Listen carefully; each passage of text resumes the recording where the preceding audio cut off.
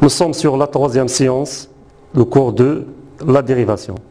Dans les séances précédentes, la première et la seconde, nous avons défini la dérivabilité en un point, puis la dérivabilité à gauche et à droite, puis la fonction dérivée, la dérivabilité sur intervalle. Dans cette séquence, nous parlerons, Inch'Allah, de quelques fonctions, la dérivabilité ou la dérivée de quelques fonctions. La dernière fois, on a donné un tableau qui résume la dérivée des fonctions usuelles. X à la puissance n, la constante, puis cosinus, sinus, 1 sur x, racine x, 1 sur x au carré, et ainsi de suite. Maintenant, dans cette séquence, dans ce cours, nous allons parler de la dérivée de la composée. F de ax plus b, puis f de racine de x, puis maintenant nous allons parler de la dérivée de f à la puissance n, f ax plus b et racine de f. Ces trois fonctions ne figurent pas, ces trois fonctions f à la puissance n, f ax plus b et racine de f. Ces trois fonctions ne figurent pas dans le tableau que nous avons donné la dernière fois. Commençons par la première. F à la puissance n, une fonction à la puissance n. Soit f une fonction dérivable sur un intervalle i, f à la puissance n avec n en entier naturel, et également dérivable sur i. Et on a f à la puissance n prime, la dérivée de f à la puissance n prime, égale à n, ce nombre n c'est le même. F prime fois f à la puissance n moins 1. Là, j'ai dit n appartient à n. Si de plus f est différent de 0, on peut utiliser la même formule avec un n appartient à z. Si f de x est différent de 0, alors la fonction f à la puissance n avec n appartient à z est dérivable également sur i. Et on a f prime, f de n à la puissance n prime, la dérivée de f à la puissance n prime égale n f prime f moins 1. La même formule, mais dans la première, n est un entier naturel. Dans la deuxième, n est un entier relatif. Mais dans le deuxième cas, il faut une condition. C'est que f de x doit être différent de 0. Exemple. Étudions la dérivabilité de la fonction f définie par f de x égale à 1 sur x au carré plus 4x plus 5 à la puissance 4. Puisque quel que soit x appartient à R, x au carré plus 4x plus 5 égale x plus 2 au carré plus 1, donc f est dérivable. On a f de x égale à x au carré plus 4x plus 5 à la puissance moins 4, en posant u de x égale à x au carré plus 4x plus 5, donc f de x égale à u à la puissance moins 4. On va utiliser la formule précédente. F' égale à u de x à la puissance moins 4, le tout prime. Donc il est égal à moins 4 fois u' de x fois u' de x à la puissance moins 4 à moins 1 qui est égal à moins 5. En remplaçant u' de x, car on a u de x égale à x au carré plus 4x plus 5, donc u' de x égale à x au carré prime égale à 2x, 4x prime égale à 4, 5 prime égale à 0. Donc f' de x égale à moins 4 u' de x fois u de x à la puissance moins 5, qui est égal à moins 4, 2x plus 4 c'est u' de x, fois x au carré plus 4x plus 5 à la puissance moins 5. Donc, d'où f' égale à moins 8 facteur de x plus 2 sur x au carré plus 4x plus 5 à la puissance 3. Voilà la dérivée de la fonction f en utilisant la formule f u de x à la puissance n. Exemple 2. La propriété d'abord, puis on va passer à l'autre exemple. La propriété. Soit f une fonction dérivable sur un intervalle i. Deuxième propriété, c'est-à-dire la dérivée de f de ax plus b. A et b de nombres réels. J'ai un intervalle, j'ai l'ensemble des réels x tel que ax plus b appartient à g. La fonction g définie par g de x égale à f de ax plus b est dérivable.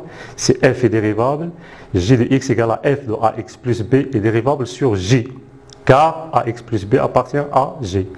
Et on a, quel que soit x appartient à g, g' de x égale à f de ax plus b. G' égale à f de ax plus b.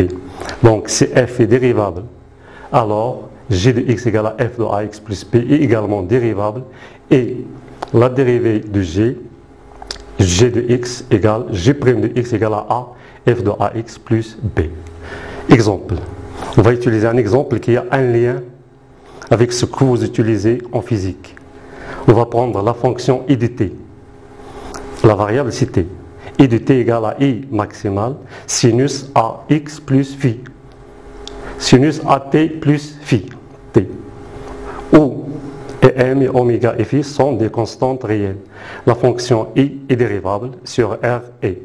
Dérivable parce que sinus est dérivable et oméga t plus phi est également dérivable.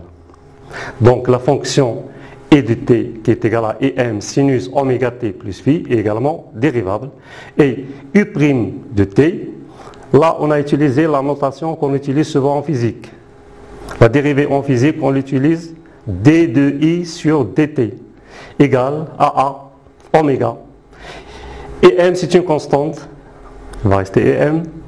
Sinus oméga t plus phi, on va utiliser cette formule, égale à a, ici oméga il joue le rôle de a, donc oméga cos oméga t plus phi. Propriété 3. Voyons la dérivée de la fonction racine de u de x, racine d'une expression. Soit u, une fonction dérivable et strictement positive sur un intervalle i. J'ai dit strictement positif veut dire qu'il est supérieur strictement à 0.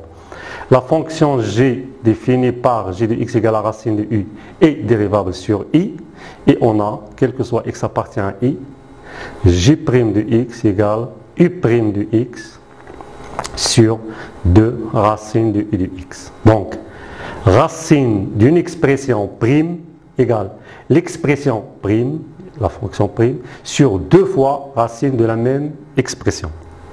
Racine de u' égale 1 sur 2 racines de u de x.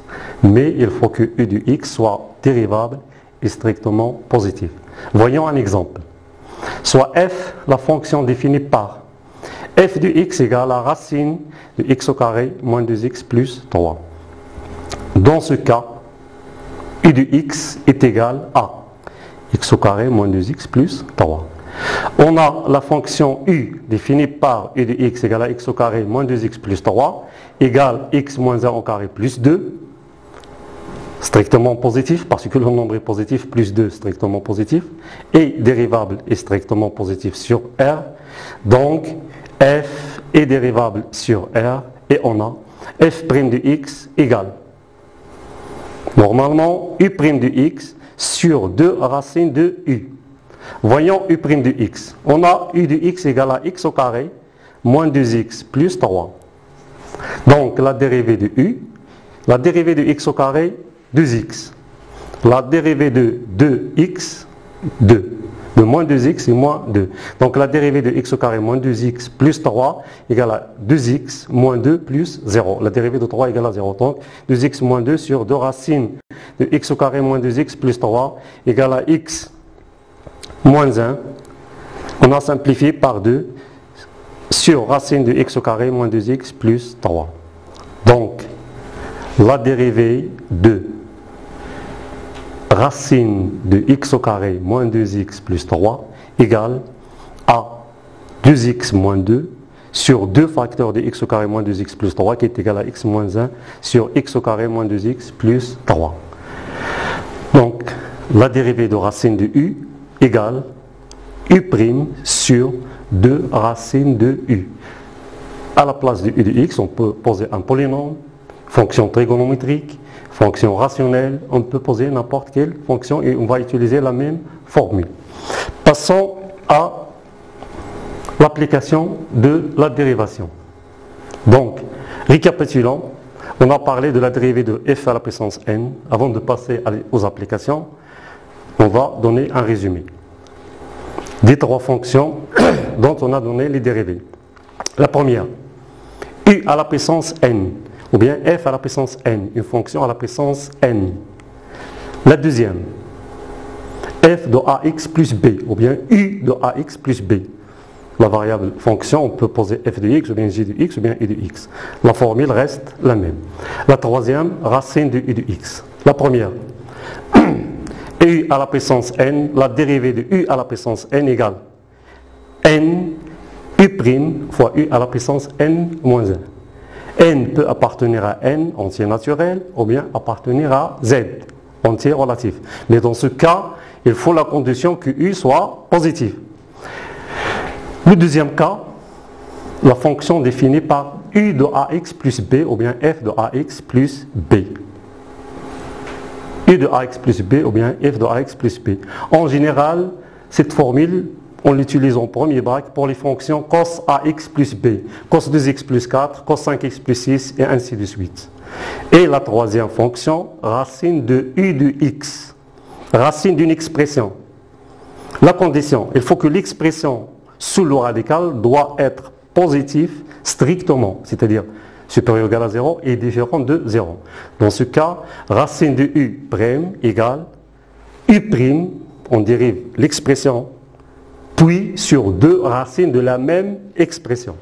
Bon, voilà les trois fonctions qu'on n'a pas citées sur le tableau des opérations sur les fonctions dérivées. Maintenant, on va passer aux applications de la dérivation, c'est-à-dire comment utiliser la dérivation en mathématiques ou bien pour résoudre d'autres problèmes. La première application qu'on va voir, c'est la monotonie d'une fonction. La monotonie, la croissance est croissante, une fonction croissante ou bien décroissante.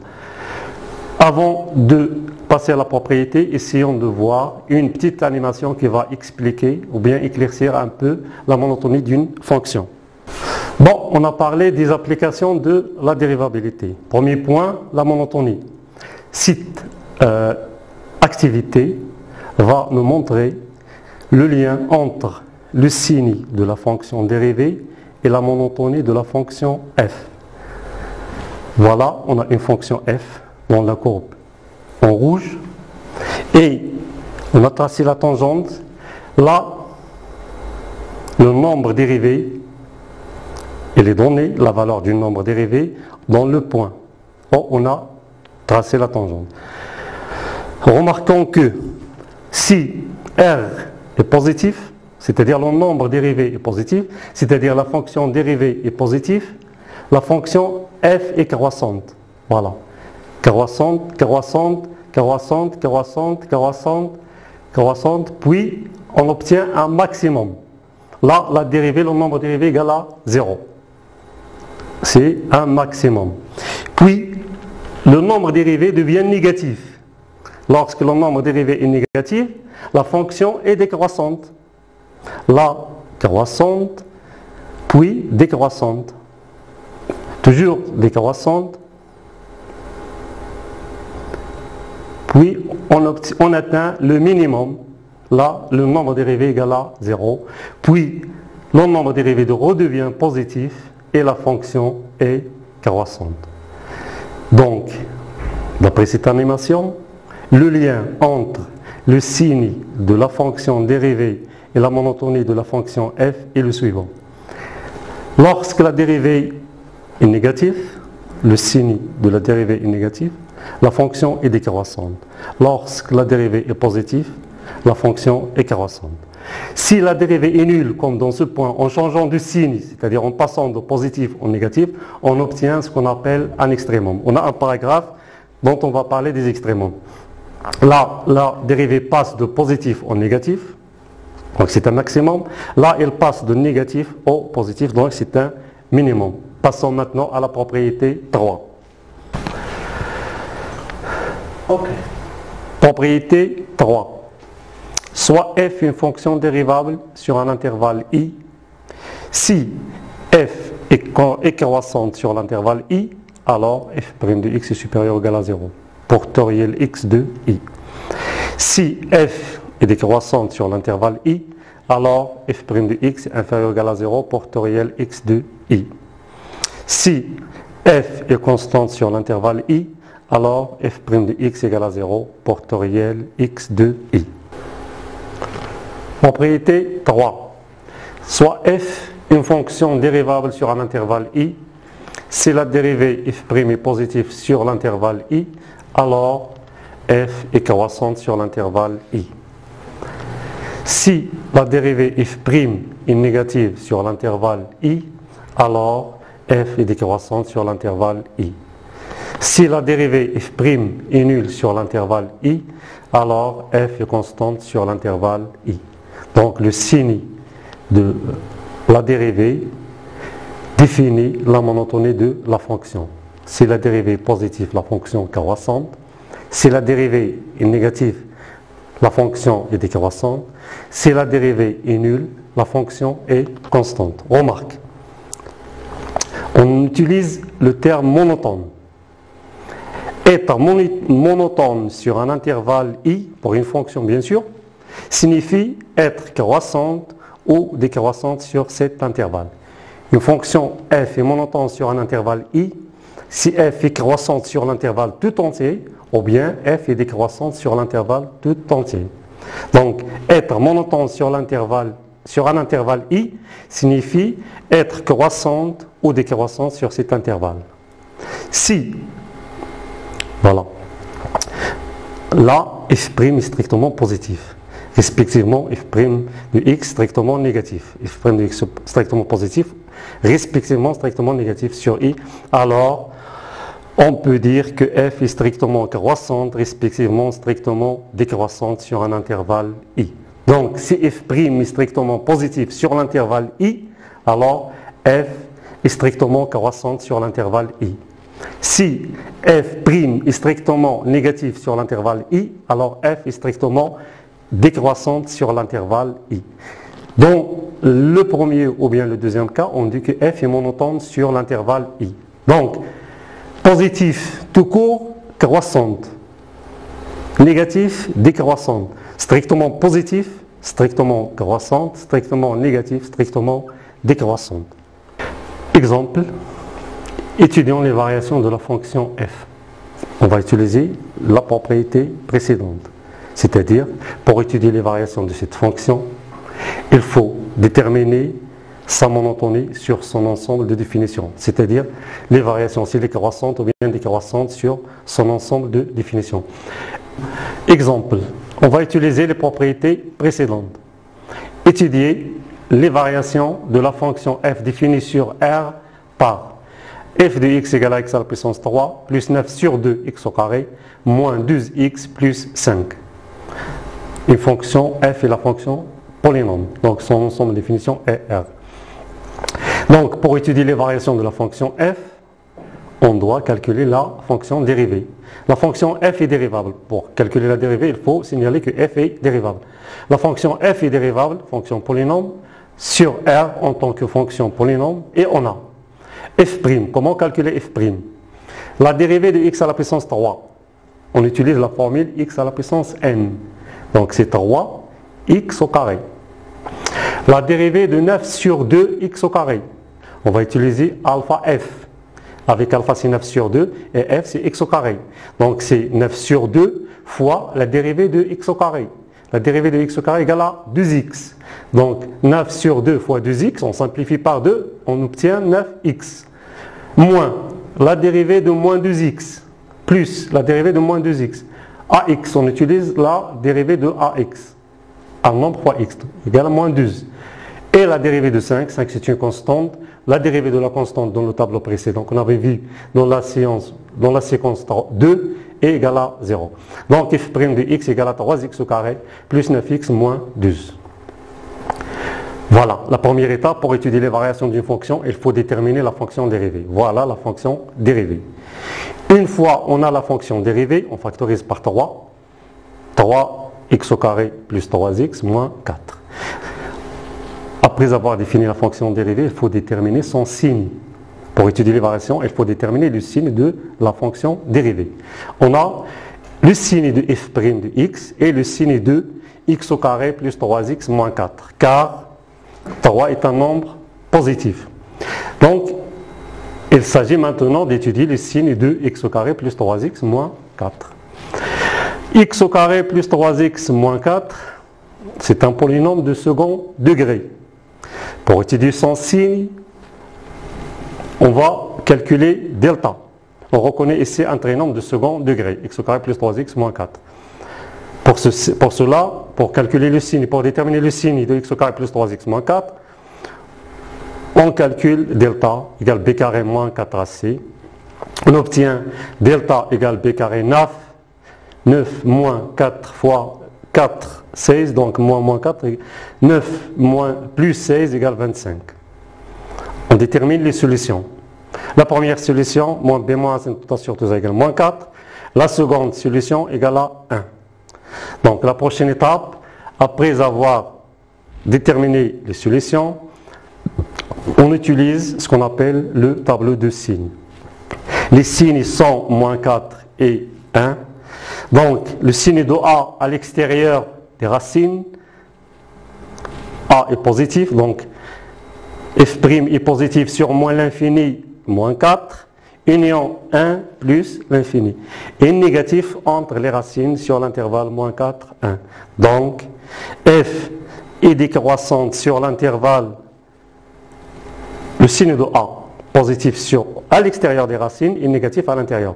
Donc f est croissante sur moins l'infini, moins 4, et 1 plus l'infini est décroissante sur l'intervalle moins 4, 1. On résume ça dans ce qu'on appelle le tableau de variation dont on va parler dans la séquence prochaine, Inch'Allah.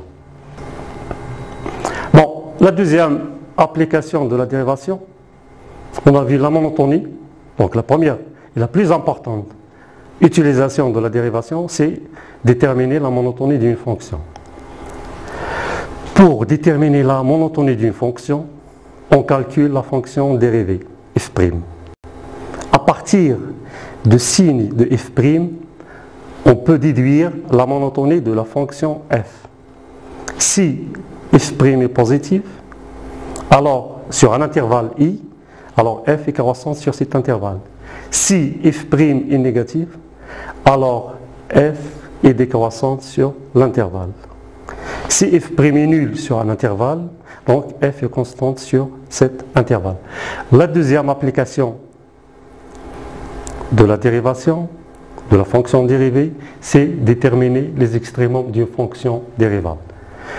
On note les extrémums locaux, ou bien extrémum signifie maximum ou minimum. La notion d'extrémum local, ou bien ce qu'on appelle un extrémum relatif. Terme extrémum, matarif باللغة العربية, veut dire maximum ou minimum. Le schéma suivant illustre les extrémums de cette fonction-là. Sur l'intervalle AB, la fonction f représente ses contres, admet un maximum en E et un minimum en C. C, voilà un minimum. En E, on a un maximum, voilà. Le maximum, le minimum. Bon, on remarque ici qu'il y a deux maximums, le premier et le second. Mais celui-là est supérieur à l'autre. On dit c'est un maximum local ou relatif, relativement à un seul intervalle. L'autre, c'est un maximum absolu. Donc on peut parler d'un maximum relatif ou local ou un maximum absolu.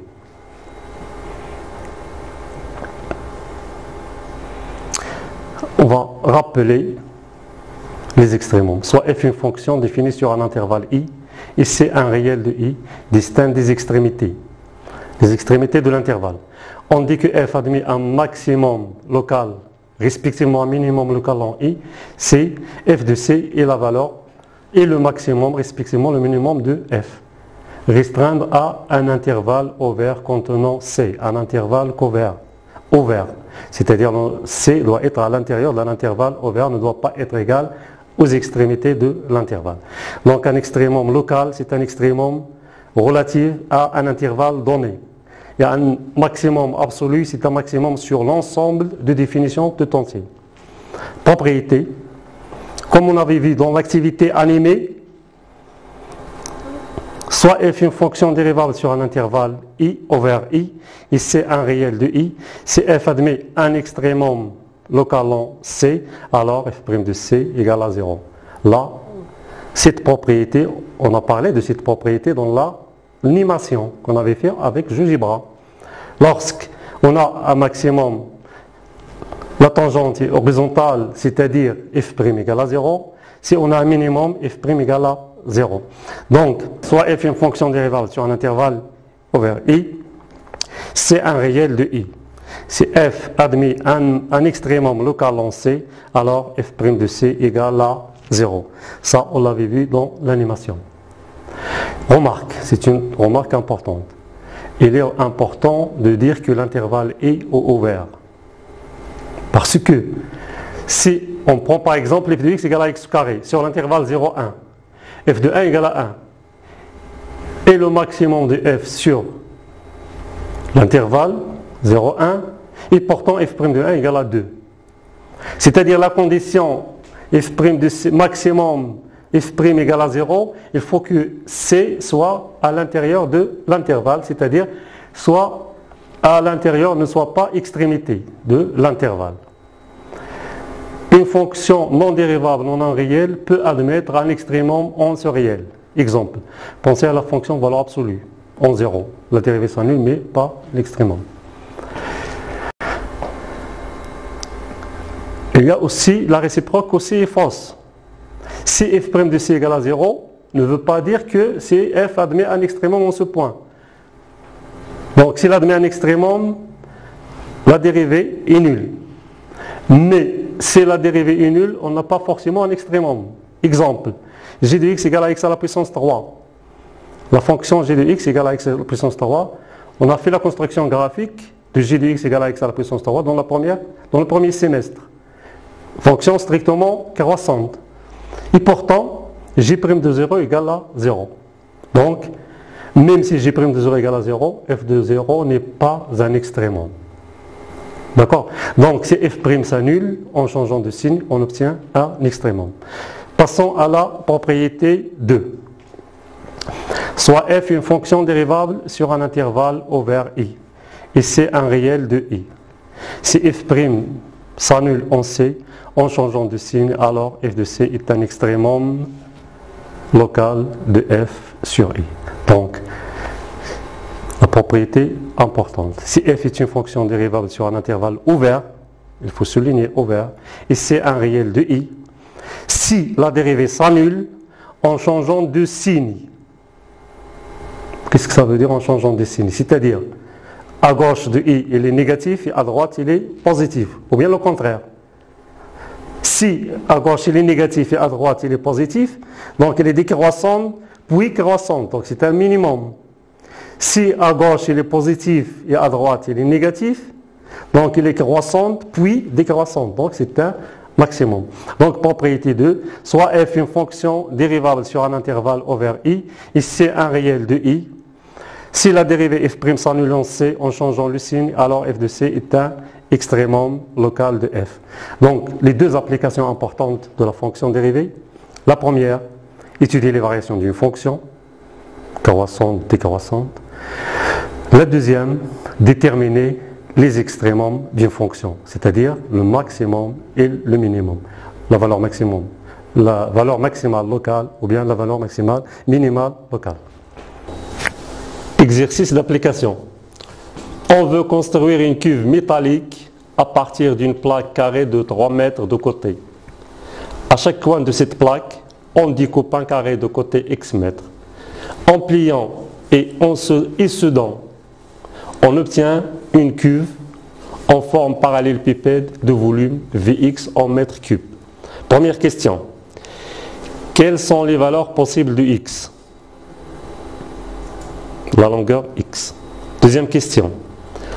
Démontrer que le volume Vx de cette cuve en mètres cubes est donné par V de x égale x facteur 3 moins 2x le tout au carré. Troisième question. Petit a. Dressez le tableau de variation de la fonction V. V de x. C'est une fonction. Donc, il faut dresser son tableau de variation. Type B, déterminer les dimensions de la cuve qui aura le volume maximal. Déterminer les dimensions de la cuve qui aura le volume maximal. C'est-à-dire trouver la valeur de X pour laquelle le volume V soit un volume maximal.